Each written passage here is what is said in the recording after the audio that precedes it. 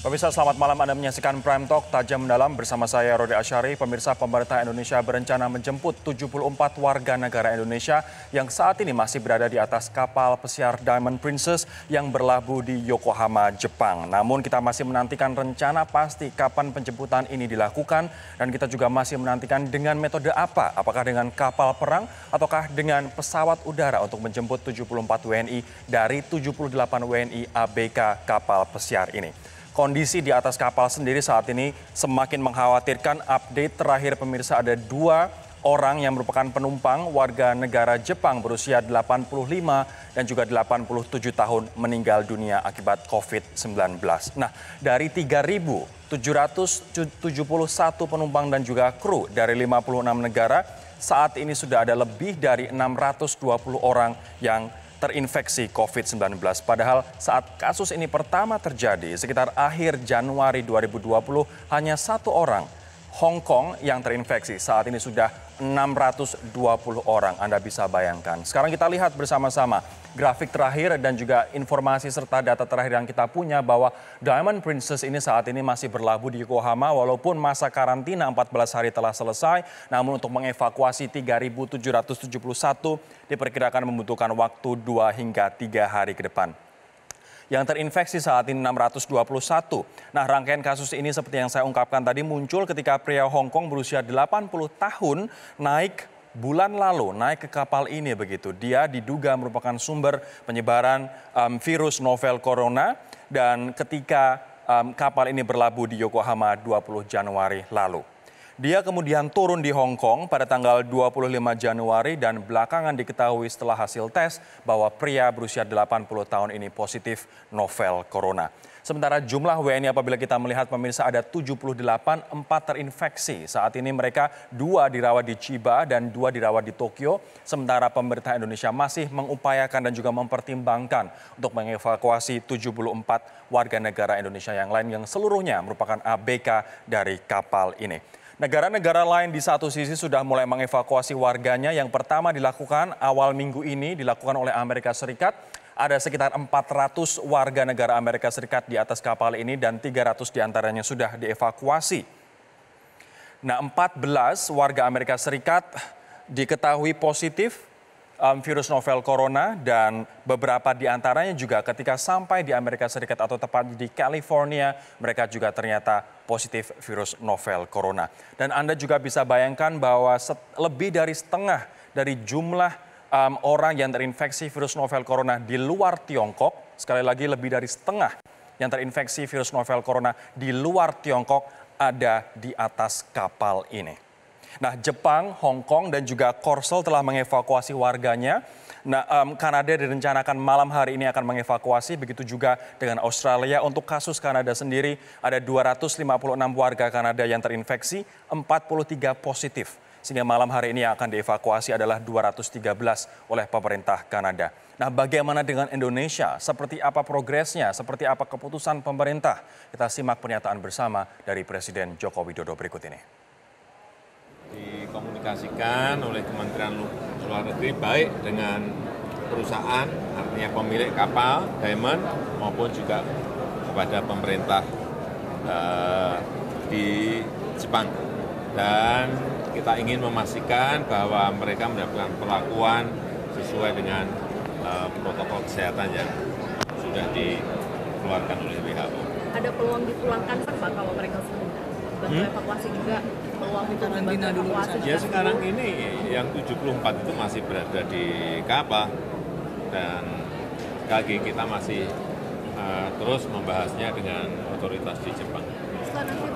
Kita akan melihat seperti apa skenario dari pemerintah bahwa saat ini memang belum diputuskan apakah dengan menggunakan jalur laut atau jalur udara. Namun Muhadjir Effendi, Menko PMK telah membuka peluang adanya 2 alternatif. Alternatif yang pertama adalah dengan menggunakan KRI Suharto yang diberangkatkan dari Surabaya. Kita belum tahu kapan KRI Suharto ini kemudian akan dipastikan bahwa mereka berangkat. Namun yang jelas pihak TNI AL saat ini sudah bersiap-siap untuk memasukkan barang-barang yang diperlukan, suplai makanan, pengobatan dan sebagainya ke dalam KRI Suharto ini. Kita masih menanti informasi dari pemerintah. Alternatif yang kedua adalah tentu saja menggunakan jalur udara. Kita sudah punya pengalaman ketika menjemput 238 warga negara Indonesia dari Wuhan, Tiongkok. Kita menggunakan Batik Air pada waktu itu, kemudian didaratkan di Batam dan kemudian diterbangkan ke Natuna untuk diobservasi dan juga dikarantina selama 2 minggu atau 14 hari. Kita masih menantikan keputusan dari pemerintah yang kita harapkan segera di tengah kondisi di atas kapal karantina ini, yakni Diamond Princess, sudah semakin mengkhawatirkan. Kita nanti akan konfirmasi pemirsa ke juru bicara kepresidenan, yakni Fajrul Rahman. Namun saya ingin menginformasikan terlebih dahulu terkait dengan informasi terkait dengan update terbaru dari kapal Diamond Princess ini dalam paket tayangan berikut ini. Pemerintah Jepang mulai memberikan izin kepada negara terkait untuk mengevakuasi para penumpang dan awak buah kapal di kapal pesiar Diamond Princess yang sandar dan dikarantina di Pelabuhan Yokohama, Jepang. Pemerintah Indonesia pun bergerak cepat untuk merencanakan evakuasi 74 dari 78 WNI yang menjadi ABK di kapal Diamond Princess. Terlebih, pemerintah Jepang Kamis siang waktu setempat mengumumkan kasus kematian pertama akibat virus novel corona yang merupakan penumpang kapal pesiar Diamond Princess. Rapat koordinasi lintas kementerian pun digelar dan menyiapkan 2 skema evakuasi, yakni melalui laut dan udara. Sementara terkait 4 WNI positif novel corona, pemerintah Indonesia melalui KBRI Tokyo terus melakukan pemantauan terhadap 4 WNI yang saat ini dirawat di 2 rumah sakit yang berbeda di Jepang. Jepang sudah mengizinkan untuk dipulangkan ya? Memang disuruh jemput. Apa kemudian yang membedakan observasi yang rencananya dilakukan ke teman-teman WNI yang dari Yokohama ini dengan Bagian dari detail. Oke, bagian dari detail. Sejak Rabu kemarin, sejumlah negara mulai mengevakuasi warga negaranya yang menjadi penumpang kapal pesiar Diamond Princess yang bersandar di Pelabuhan Yokohama, Jepang. Amerika menjadi negara pertama yang mengevakuasi 328 warganya yang menjadi penumpang kapal Diamond Princess dan diterbangkan menggunakan 2 pesawat charter untuk langsung dibawa ke Texas untuk menjalani karantina. Pemerintah Australia dan Hong Kong juga mengevakuasi warganya yang menjadi penumpang di kapal Diamond Princess. Evakuasi para penumpang dan kru kapal dilakukan di bawah arahan pemerintah Jepang dan sesuai protokol Lembaga Kesehatan Dunia atau WHO. Tim Liputan Metro TV. Setelah jeda pemirsa, kita akan mencoba menghubungi Fajrul Rahman, juru bicara Presiden, untuk mengetahui kapan pastinya proses penjemputan ini akan dilakukan. Sesaat lagi. Apa update terbaru dari Pelabuhan Tanjung Perak di mana kapal perang RI Suharto apabila jadi digunakan untuk menjemput 74 WNI, ini akan diberangkatkan dari sana. Kita akan bergabung dengan reporter Metro TV Muhammad Reza dari Pelabuhan Tanjung Perak, Surabaya, Jawa Timur. Reza, seperti apa persiapan KRI Suharto dan apakah pemerintah sudah firm memastikan bahwa melalui jalur laut kapal ini akan diberangkatkan? Rory, sejak Kamis siang kami memantau sejumlah persiapan tengah dilakukan di kapal KRI Dr. Suharto 990 ini.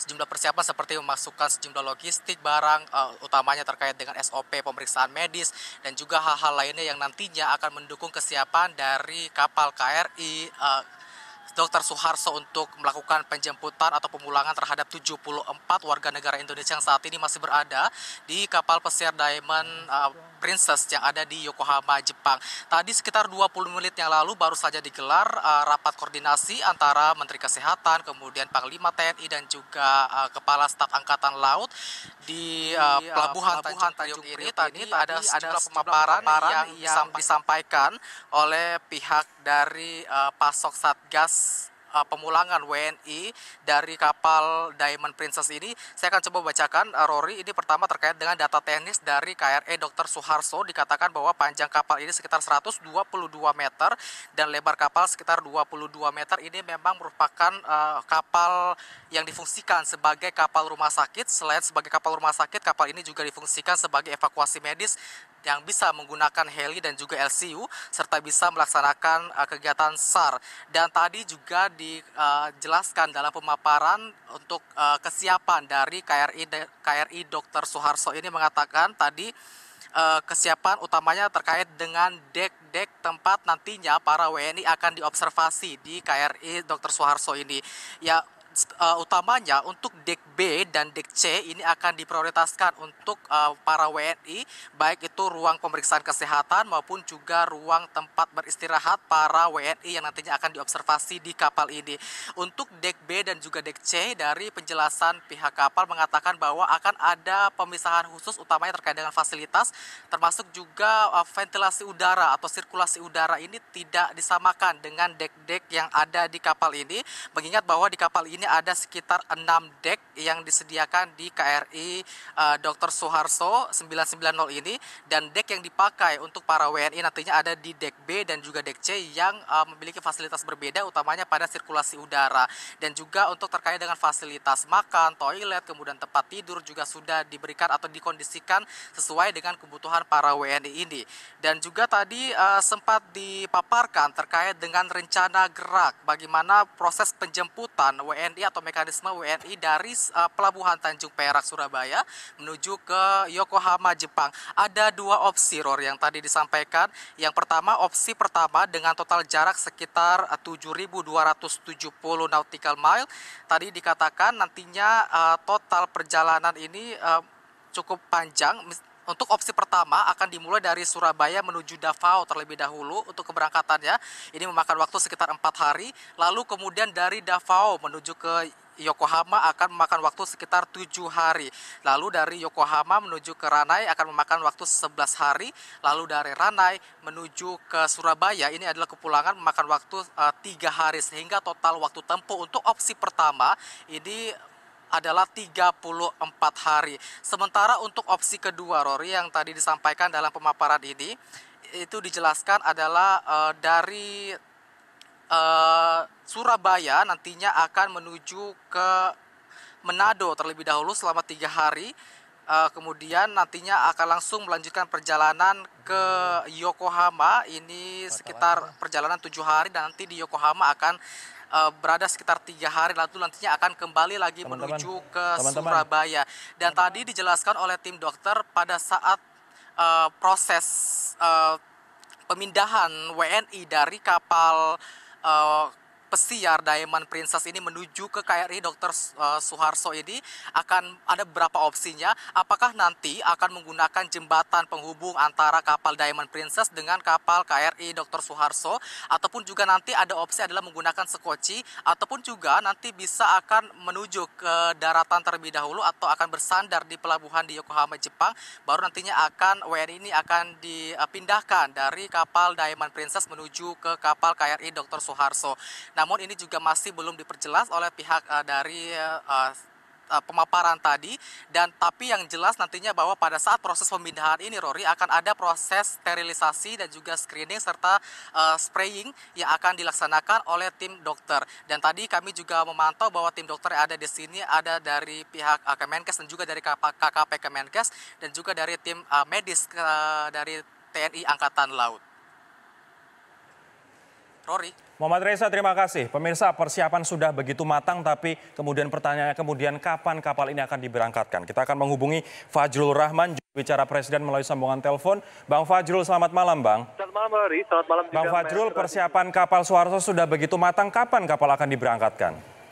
Keputusan terakhir ada di tangan Bapak Presiden Republik Indonesia Joko Widodo, tapi yang pasti bahwa sudah ada tadi koordinasi Presiden dengan Kemenko dari PMK, kemudian juga dengan Menteri Kesehatan, dan yang sudah dilaporkan kan kepada Presiden bahwa sudah dipastikan bahwa ada 78 warga negara Indonesia yang ada di kapal tersebut.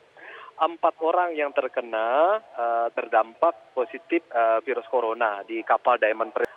Jadi 74 orang yang tidak terkena dan 4 orang ini sedang ditangani kan oleh pihak Jepang kesehatan. Jadi artinya ini KBRI, pemerintah akan terus-menerus memantau mereka, dan 4 orang yang terkena itu sekarang berada di rumah sakit dan juga terus dipantau oleh KBRI.